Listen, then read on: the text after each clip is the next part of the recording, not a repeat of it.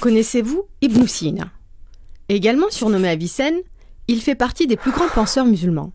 Ibn Sina est né à Bukhara, dans l'actuel Ouzbékistan, en 980.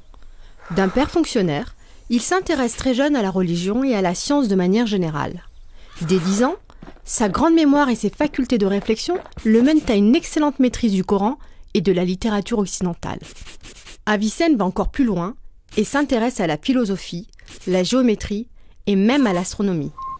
Il se concentre un peu plus tard sur la médecine et parvient seul à devenir un véritable expert en la matière.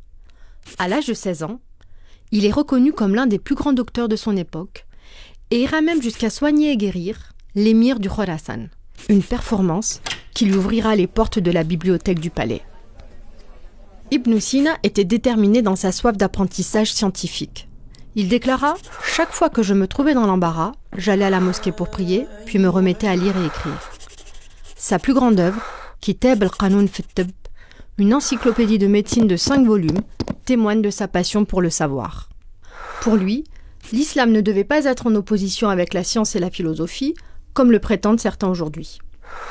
Il a laissé derrière lui de nombreuses thèses philosophiques mondialement connues, telles que la distinction de l'essence et de l'existence.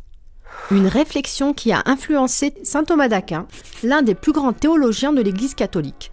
Il serait peut-être temps de considérer nos points communs plutôt que nos différences.